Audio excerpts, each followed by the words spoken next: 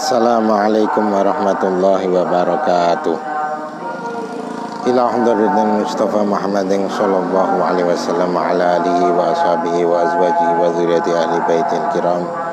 Sanila hadrati mu'allifatil kitab al-imam Yahya ibn Syaraf an-Nawawi radhiyallahu anhu wa man bain wa bainahum min masaid. Lahumul Fatihah. A'udzubillahi minasyaitonir rajim. Alhamdulillahirabbil alamin. Iyyaka na'budu wa iyyaka nasta'in. Ihdinas siratal mustaqim. Shiratal ladzina an'amta 'alaihim ghairil maghdubi 'alaihim waladdallin. Amin. Alhamdulillah wassalatu wassalamu ala Rasulillah wala haula wala quwata illa billah. Rabbi shrah li sadri wa yassir li amri wahlul 'uqdatam min lisani yafqahu qawli. Amma ba'du. Alhamdulillah, kajian kita atau mudzakarah kita sudah ke-13 ini. Dan insya Allah pada malam ini, yaitu mudzakarah yang ke-13, kita akan khataman. Kita akan khataman kitab ini, yaitu kitab Adabul Fatwa wal Mufti wal Mustafti. Kita sudah sampai pada halaman 82, yaitu hukum yang terkait atau etika yang terkait dengan mustafti. Yang ke-6, hukum atau masalah yang ke-6. Qala rahimallahu ta'ala as-sadisatu idza istafta fa uftiya thumma hadasat tilkal waqi'atu lahu marratan ukhra fa hal yalzamuhu tajdidus su'al. Ketika seorang orang awam bertanya pada seorang mufti, kemudian sang mufti menjawab dalam suatu kasus. Selang beberapa waktu lagi, kasus itu menimpa sang awam tadi lagi, kedua kalinya. Apakah sang awam itu harus bertanya pada mufti lagi, atau cukup dengan jawaban yang pertama karena kasusnya sama? Fihi wajhan, ini ada dua pendapat. Ahaduhuma yalzamuhu lihtimali taghayyuri ra'yil mufti. Yang kedua, yang pertama adalah dikatakan bahwa bagi orang awam wajib bertanya ulang pada mufti walaupun kasusnya sama. Karena apa? Karena mungkin saja ijtihad sang mufti berubah. Itu. Yang kedua, wa tsani la yalzamuhu wa huwa asah li'annahu qad 'arafa al-hukm al-awwal wal aslu istimrarul mufta 'alaihi. Nah, pendapat yang kedua mengatakan tidak wajib bagi orang awam itu bertanya kembali. Ini adalah pendapat yang paling sahih. Karena apa? Karena sang awam itu sudah mengetahui hukum pada kejadian yang pertama. Sedangkan kejadian yang kedua ini sama, kejadiannya sama kasusnya. Dan dalam kaidah umumnya itu adalah tetapnya hukum fatwa yang pertama. Itu. Wa khassasa sahibu syamil al-khilaf fima idza qallada hayyan wa qata'a fima idza kana dhalika khabaran an mayyit bi annahu la yalzamuhu wa sahih annahu la yakhtassu fa innal mufti ala madhhabil mayyit qad taghayyara jawabuhu ala madhhabi. Wa khassasa sahibu syamil al-khilaf, pengarang kitab Asy-Syamil itu mengkhususkan bahwa adanya khilaf semacam ini tadi, ada dua pendapat ini, itu khusus bagi apa? Bima idza qallada hayyan, ketika sang awam tadi, orang awam itu taklid pada orang yang masih hidup, mufti yang masih hidup. Yang masih hidup kan mungkin aja berubah ijtihadnya. beda kasusnya ketika sang orang awam ini mengikuti mufti yang sudah wafat, maka tidak ada khilaf bahwa cukup pertanyaan pertama itu sudah jawaban pertama itu sudah cukup untuk menjadi pedoman pada kejadian-kejadian berikutnya. Wasahih, nah menurut Imam Nawawi, yang sahih itu tidak khusus bagi orang yang hidup, karena mufti itu termufti itu juga yang tidak mustakil itu juga bermadhab pada madhab ulama yang sudah wafat. Seperti mufti Syafi'i sekarang itu bermadhab pada madhab apa? Ada madhab Imam Syafi'i ya kan. Lah Imam Syafi'i sudah wafat sangat lama itu.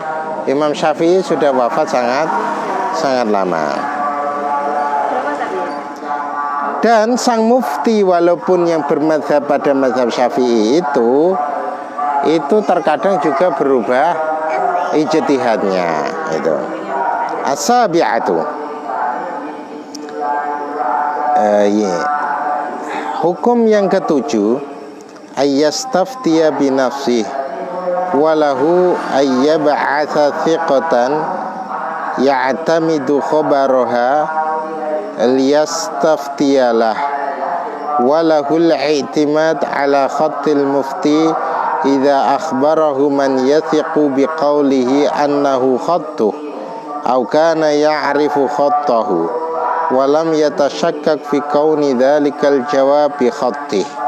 Hukum yang ketujuh, bagi orang awam itu dia boleh bertanya secara langsung pada seorang mufti, dalam artian dirinya sendiri bertanya langsung. Boleh juga dia mengutuskan orang yang bisa dipercaya untuk bertanya pada mufti, nanti jawabannya dikabarkan kepada dia. Begitu juga bagi orang awam itu boleh berpegangan pada tulisan mufti.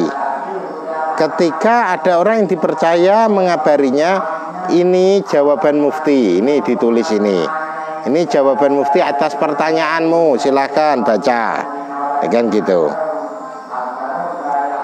Dan orang itu bisa dipercaya, maka orang awam boleh berpegangan pada tulisan tadi, jawaban yang ada di tulisan itu. Atau orang awam itu diberi kabar orang yang tidak bisa dipercaya, tetapi orang awam itu tahu, oh ini tulisannya mufti. Ya mungkin karena dulu sudah pernah bertanya tentang beberapa kasus, akhirnya hafal, oh ini bentuk tulisannya mufti.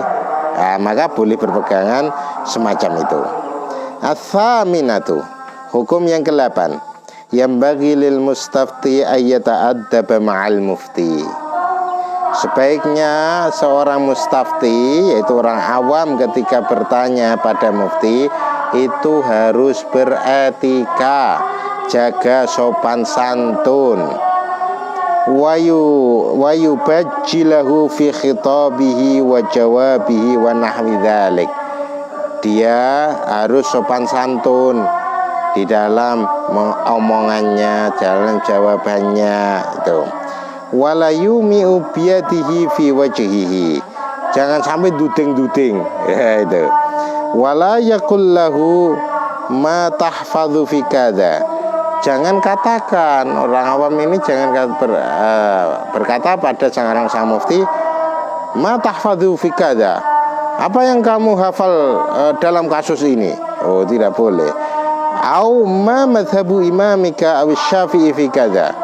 Atau bertanya langsung gini, bagaimana pendapat madhabmu atau imammu, yaitu Imam Syafi'i tentang kasus ini? Itu kurang etika, ya. Wala yaqul idza ajabahu hakadza qultu ana. Ketika sang mufti sudah menjawab, maka sang orang awam ya jangan bilang gini, hakadza qultu ana. Begitu juga saya katakan seperti yang Anda katakan. Ini ya tidak etika. Au kadza waqa'ali. Nah, ini yang terjadi pada diriku. Wala yaqul, jangan katakan juga aftani fulan au ghairuka bikadza. Jangan katakan gitu juga. Selain kamu, mufti yang lain juga memberikan fatwa padaku dalam kasus ini dengan fatwa begini. Andai kan dia sudah bertanya pada mufti lain pun, ya nggak usah diomongkan, gitu kan. Wala yaqul, jangan ucapkan in kana jawabuka muwafiqan lima kataba faktub wa illa fala taktub. Dan jangan juga katakan pada mufti, jika jawabanmu itu cocok untuk orang yang kamu tulis, maka tulislah. Untuk jawaban pertanyaan yang kamu tulis, maka tulislah. Kalau tidak usah tulis. Jadi gitu. Wah, ini ya kurang etika ya. Ketika menguntungkan mustafti, tulislah. Kalau tidak menguntungkan, jangan tulis. Karena kan gitu. Wala yas'aluhu wa huwa qa'imun au mustawfizun au ala halati dhajarin au hammin au ghairi dzalika mimma yushghilu al-qalba. Jangan tanya pada seorang mufti ketika sang mufti itu lagi berdiri atau lagi kurang mood ya, lagi keadaan agak marah, lagi keadaan susah, atau hal-hal yang bisa mengganggu konsentrasi sang mufti. Ketika sang mufti lagi dalam keadaan semacam itu, etikanya sang mustafti itu jangan minta fatwa ya. Wa yanbaghi ayyabda'a bil asanil a'lam minal muftin. Sebaiknya sang mustafti, sang awam itu memulai meminta fatwa, pertama kali meminta fatwa itu pada orang yang lebih sepuh dan lebih alim. Wabil aula fal aula. Kemudian kalau tidak ada baru turun levelnya. In arada jam'al ajwibah fi raq'atin. Nah, ketika dia pengen keliling ke mufti untuk bertanya pada satu kasus dan pengen ensiklopedi mengumpulkan jawabannya, ya mulailah yang paling alim dulu, paling sepuh, terusan bawahnya itu, supaya dia mau mengumpulkan fatwa-fatwa beliau-beliau semuanya. Fa'in aroda ifrodal ajwiyah fi raqa'in bada abi mangsya'a. Nah, kasus tadi ketika pengen jawabannya itu satu buku, satu kertas. Jadi dimulai dari mufti yang awal, yang paling sepuh, yang paling alim, terus yang lebih muda, terus ke yang lebih muda supaya jawabannya juga ditulis juga, terus yang lebih muda lagi gitu. Tapi kalau pengen jawabannya itu di kertas sendiri-sendiri, maka mulai terserah, dari yang paling muda pun boleh gitu. Wa takunu ruk'atul istifta wasi'atan liyatamakkan al-mufti min istifa'il jawab wadihan la mukhtasaran mudirran lil mustafti. Dan sebaiknya kalau bawa kertas, di kertas itu ada pertanyaannya, maka sebaiknya kertas itu yang lebar supaya jawaban mufti itu leluasa gitu. Wala yada'ud du'a fi ruk'atin liman yastafti. Jangan sampai seorang awam itu melupakan mendoakan mufti ya, mendoakan orang yang diminta fatwa. Qala Suhaimari fa in iqtasara ala fatwa wahidin qala ma taqulu rahimakallah radhiyallah. Nah, ketika dia hanya ingin satu fatwa, maka sebaiknya sang mustafti, sang awam itu mengucapkan gini, ma taqulu rahimakallah. Apa yang engkau katakan atau apa pendapatmu rahimakallah, diparingi doa ya. Au radhiyallahu anka, didoakan. Au waffaqakallah wa saddadaka wa radiya an walidaik. Wah, ini panjang dari doanya.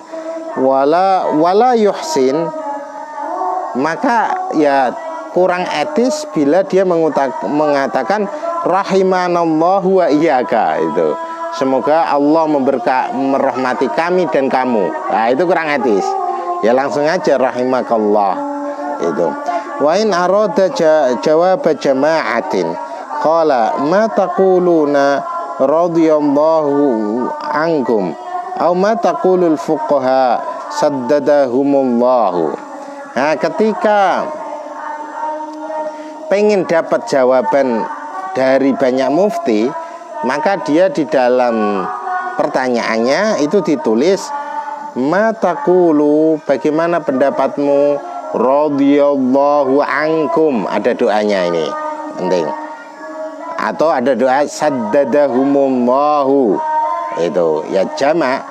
Kalau orang satu ya cukup ka, tapi kalau orang banyak berarti kum. Itu wa yadfa'ur ruk'ata illal mufti mansyuratan wa ya'khudhuha mansyuratan fala yahujuhu ila nashriha wala ila tayyiha. Fala yuhwijhu ila nashriha wala ila tayyiha. Kalau menyodorkan pertanyaan itu ya pertanyaannya di kertas yang sudah terbuka, jangan dilempit itu, dibuka. Nanti menerima jawaban ya kertas yang masih terbuka. Itu. Wattasi'atu, etika yang ke-9, yang bagi ayyakuna katibur ruk'ati mimman yuhsinus su'al. Sebaiknya yang menulis di kertas pertanyaan maupun jawaban itu orang yang bisa bertanya. Itu wa yadha'ahu 'alal gharad ma'a ibanatil khatti wal lafzi wa siyanatiha amma yata'arradu litashif. Intinya kalau tidak menulis sendiri ya sang mustafti itu mungkin di lajnah fatwa itu ada sekretarisnya, maka sekretaris itu ya harus yang pintar menulis. Jangan sampai terjadi tashif, yaitu distorsi pertanyaan maupun jawaban. Itu qala Syaimari yahrisu ayyakuna katibuha min ahlil ilmi. Harus dicari sekretarisnya itu harus ahli ilmi. Wa kana ba'dul fuqaha mimman lahu ri'asa la yufti illa fi ruk'atin katabaha rajulun bi'ainihi min ahli ilmi bi baladi. Dulu ada sebagian fuqaha itu yang menjadi pemimpin juga, itu dia itu tidak mau berfatwa kecuali pada kertas yang ditulis oleh orang yang alim. Itu ya mungkin ini Grand Mufti ya. Grand Mufti itu tidak menerima pertanyaan kecuali pertanyaan itu ditulis oleh orang yang alim. Itu supaya tidak ada distorsi di situ ya. Wa yanbaghi lil 'ami alla yutalibal mufti bid dalil. Ini camkan orang-orang awam bahwa tidak layak, tidak etis orang awam minta pada mufti untuk menerangkan dalil. Itu ya udah cukup, pertanyaanmu apa dijawab, halal haram, wajib sunnah, mubah makruh haram, atau apa. Tidak etis kalau bertanya dalil.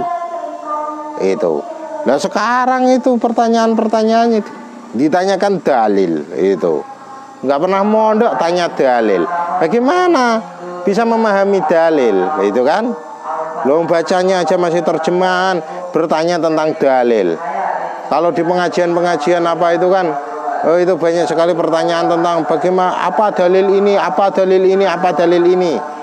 Nah, ini harus dicamkan bahwa orang awam itu kurang etis bertanya pada mufti tentang dalil, seakan-akan tidak percaya pada mufti tersebut itu. Terus kalau diterangkan dalil, nanti sang mufti menerangkan thariqatu istimbatil ahkam, ya percuma juga, kurang paham, ya kan? Itu. Wala yakul, dan orang awam itu jangan sampai berkata, lima kulta, kenapa kamu mengatakan semacam ini? Itu dalilnya mana? Itu biasanya. Itu fa'in ahabba an taskuna nafsu bisama'il hujjah talabaha fi majlisin akhar. Lah ketika ada orang awam pengen mendengarkan argumentasi tentang hukum yang menjadi jawaban mufti, maka tunggu momen yang lain.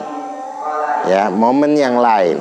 Mungkin waktu momen ngajinya mufti tentang kitab yang besar, mungkin sang mufti itu kan punya halaqah pengajian yang kitab besar, yang untuk santri-santri senior, yang menjelaskan tentang argumentasi madhab. Itu ya silahkan gabung di halaqah yang itu. Jangan pada waktu halaqah pengajian umum atau halaqah waktu ifta itu, ya nggak perlu. Itu orang awam tidak perlu. Au fi dzalikal majlis ba'da qabulil fathah wa mujarradatan. Ya boleh saja di majelis itu juga, tetapi setelah menerima fatwa itu tanpa dalil. Setelah menerima, oh nggih. Terus nanti kalau sudah tidak ada pertanyaan pada mufti itu dan waktunya masih luang, mungkin dengan kata yang santun bertanya gitu kan tentang dalilnya itu. Qala Sam'ani la yumna'u min talabid dalil. Tidak, orang awam tidak dilarang untuk minta dalil.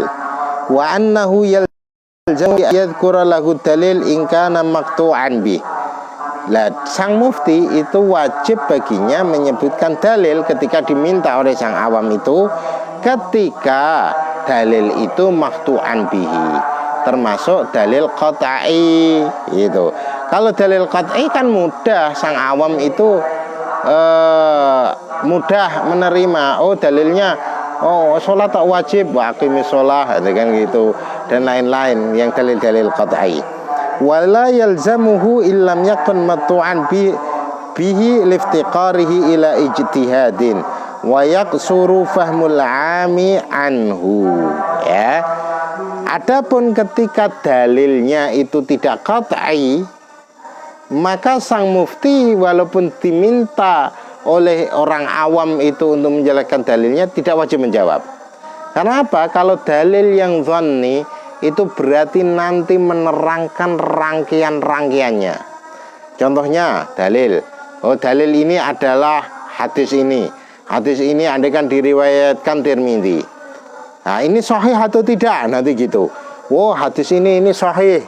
Hadis ini sahih karena ini memenuhi kriteria sahih. Sahih.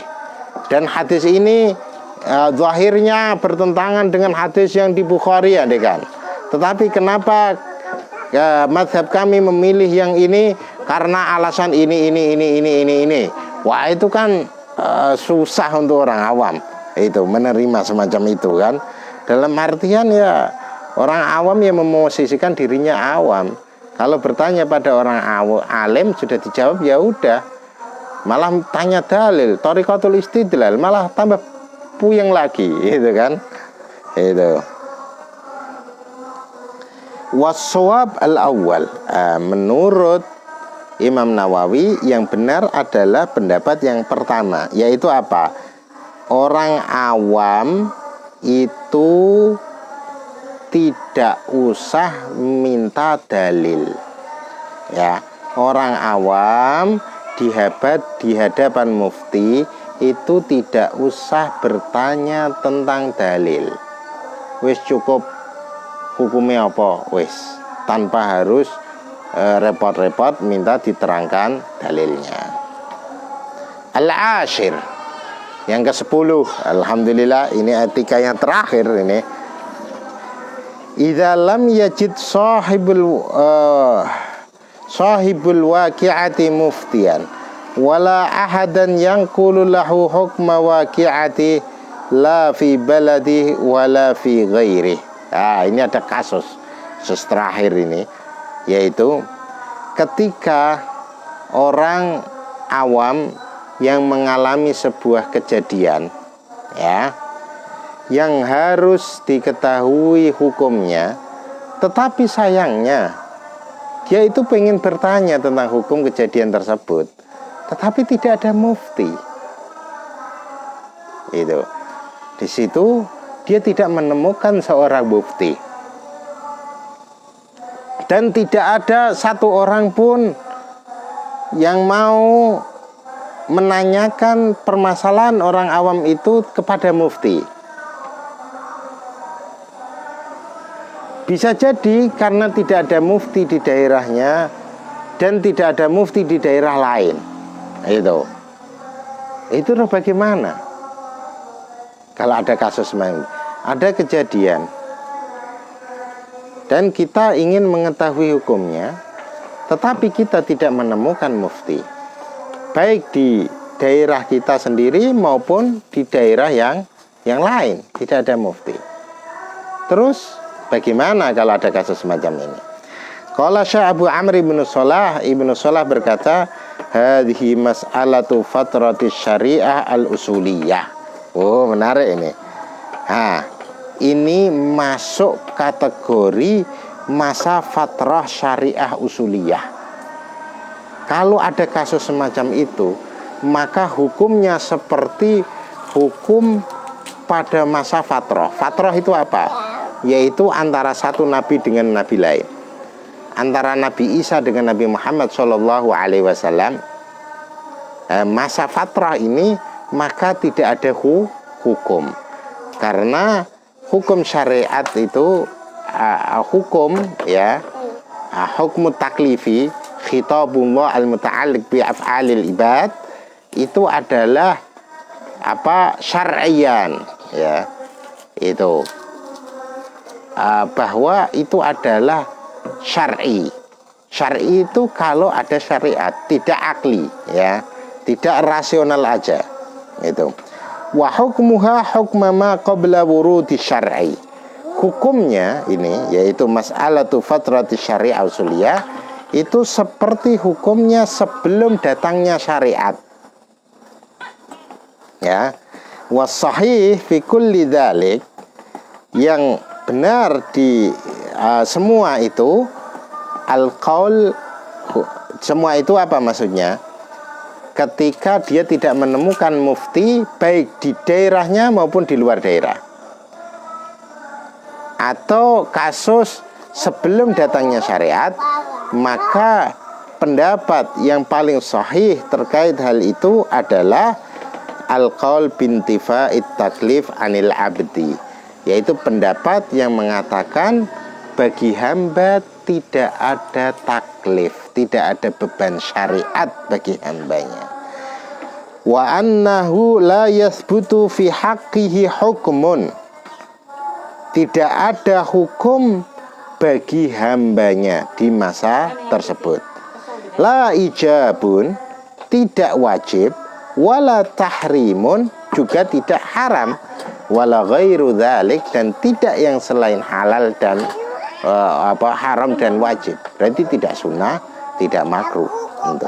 Fala yu'akhadhu, maka tidak berdosa idzan sahibul waqi'ati, maka orang yang tertimpa, yang melakukan kasus tersebut itu tidak tertimpa dosa bi ayyi syai'in sona'ahu fiha, apapun yang ia kerjakan. Wallahu a'lam.